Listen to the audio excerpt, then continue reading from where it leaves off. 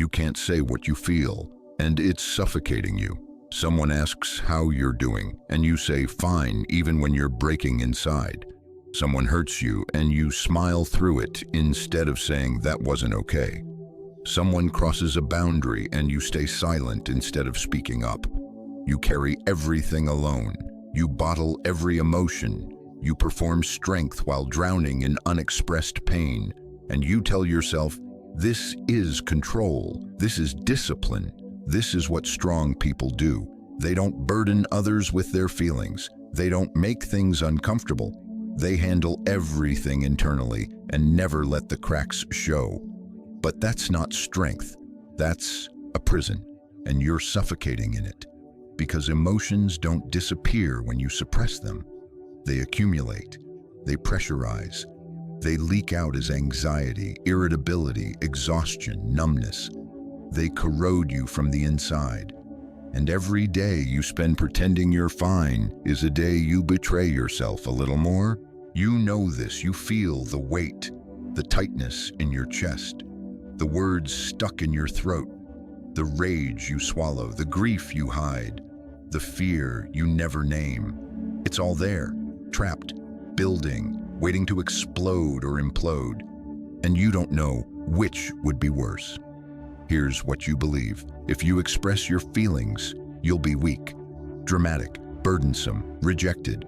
So you stay silent, you stay safe, you stay alone with everything you're carrying, and the loneliness is killing you. 2,000 years ago, the Stoics are famous for emotional control, and modern people misunderstand this completely. They think Stoicism means suppressing emotions, never expressing feelings, being emotionally dead. That's not Stoicism, that's repression, and the Stoics knew the difference. Marcus Aurelius felt deeply and wrote about his feelings constantly in his private journal. Seneca wrote letters expressing grief, frustration, fear, and vulnerability. Epictetus taught his students to acknowledge emotions, not deny them. They weren't emotionless robots. They were emotionally intelligent warriors who knew when and how to express feelings without being controlled by them. Today, you're going to learn the 7 Stoic weapons that will break your emotional prison and teach you how to express feelings like a warrior, not by vomiting emotions on everyone, not by becoming emotionally uncontrolled, but by learning the difference between emotional expression and emotional slavery. These aren't permission to dump. These are tools to liberate. Watch until the end. The weapon you skip might be the one keeping you imprisoned. Let's break you out. First weapon, unexpressed emotion becomes internal poison. Release or rot. You think keeping feelings inside makes you strong. It doesn't. It makes you sick. Literally, physically, mentally. Unexpressed emotion doesn't evaporate. It converts into anxiety, into insomnia, into chronic tension, into digestive issues, into depression, into rage that explodes at the wrong person over the wrong thing. The body keeps the score, and right now, your body is screaming what your mouth won't say. Seneca wrote, "A man who suffers before it is necessary, suffers more than is necessary." You're suffering by suppressing, then you'll suffer when it erupts. Double suffering when expressing once would have ended it. Here's what's happening biologically. Emotions are energy. Energy in motion. Emotion. When you feel something, your body generates that energy to be expressed and released. Anger creates adrenaline and cortisol meant to fuel confrontation or boundary setting. Sadness creates tears meant to signal distress and activate support. Fear creates alertness meant to prepare you for action.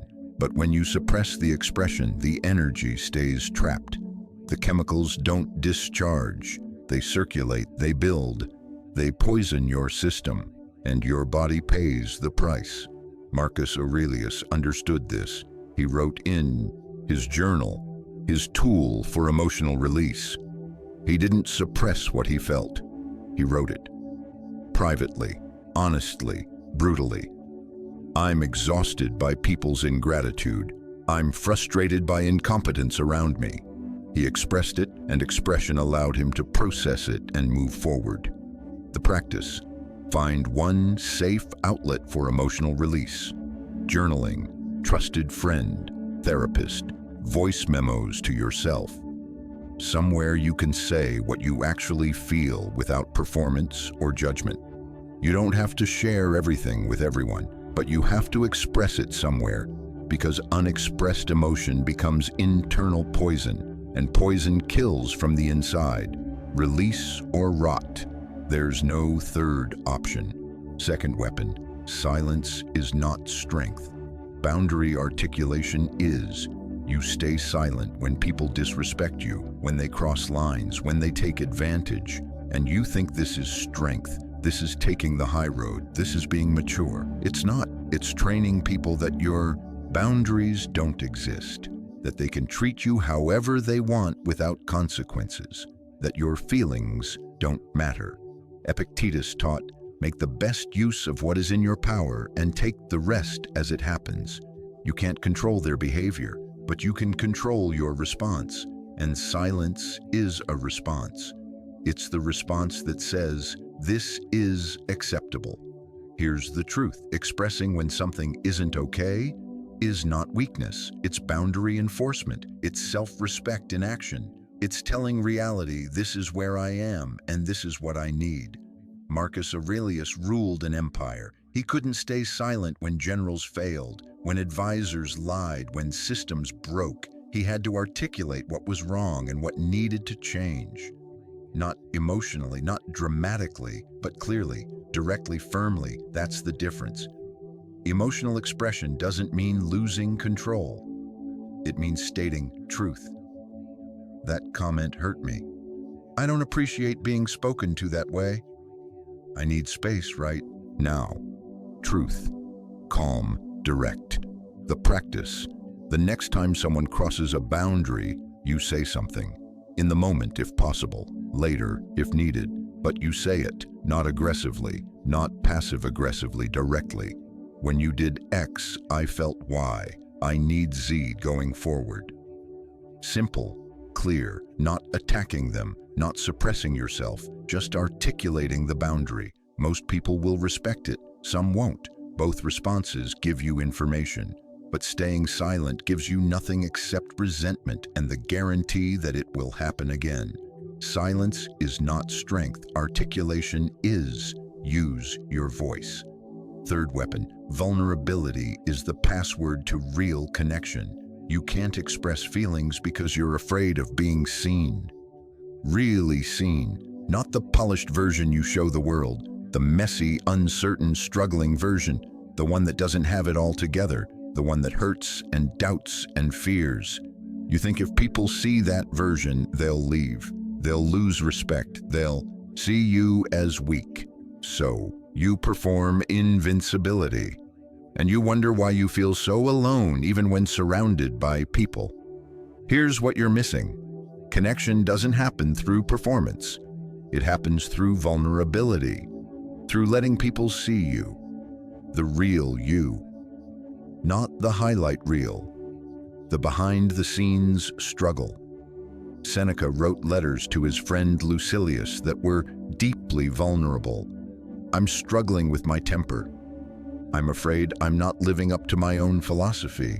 I feel like a hypocrite sometimes. He didn't hide his humanity. He shared it. And those letters created connection that lasted 2,000 years. People don't connect with your strength. They connect with your humanity. And humanity includes struggle, includes doubt, includes feelings you'd rather not have but do anyway. The practice.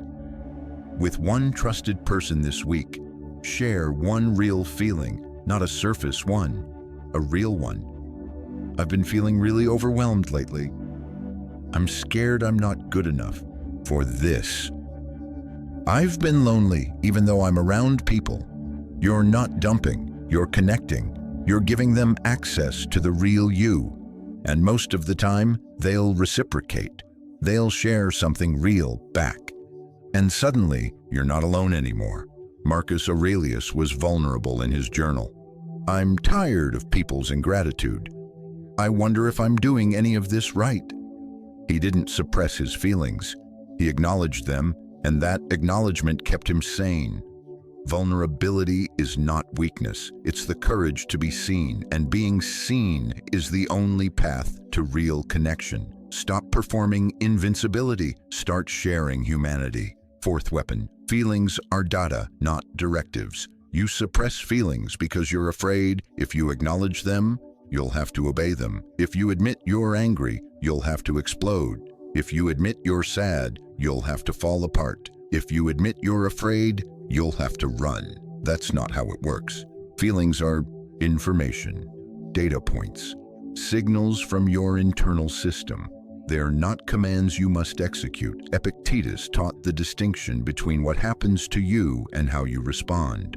A feeling happens to you. Your action is your response. They're separate. You can feel angry and not yell, feel sad and not collapse, feel afraid and not run. Acknowledging the feeling doesn't mean obeying it. It means seeing it clearly so you can decide how to respond. Marcus Aurelius felt frustration constantly, incompetent people, broken systems, betrayal, and he wrote, "The best revenge is not to be like your enemy." He felt anger. He didn't become his anger, he observed it, then chose his response from principle, not emotion. Here's the practice. When a feeling appears, you label it. Out loud, if alone. In your head, if around others. I'm feeling angry right now. I'm noticing sadness. Fear is present. You're not judging it, not suppressing it, just observing it like a scientist observing data. The anger is here, noted. Now what's the wise response? Maybe it's setting a boundary, maybe it's walking away, maybe it's addressing the issue calmly later, but the feeling doesn't decide. You do, and you can only decide wisely when you acknowledge the feeling exists instead of pretending it doesn't. Feelings are data, not directives. Observe them, then choose your action independently. Fifth weapon. The right people want your truth, not your performance. You can't express feelings because you're afraid of how people will react. They'll think less of you, they'll be uncomfortable, they'll leave. So you perform, you pretend, you hide. And here's what happens. You attract people who like your performance, who are comfortable with the fake version, who don't actually know you at all, and you're surrounded by people but completely alone. The right people don't want your performance, they want your truth, your real feelings, your actual struggles, because that's where real relationship lives. Seneca wrote to friends honestly, not just philosophy, personal struggles. I'm dealing with insomnia. I'm frustrated with my progress. I'm afraid I'm wasting my time. And his real friends engaged with that truth. The shallow ones disappeared. Both outcomes were correct. Here's the filter. When you express real feelings, some people will pull away. Good. They were only there for the performance anyway. Some people will lean in. Those are your people. Now you know the practice. Stop filtering yourself with everyone, not reckless oversharing, but stop performing strength you don't feel. Stop pretending you're fine when you're not. Stop hiding struggle to appear invincible.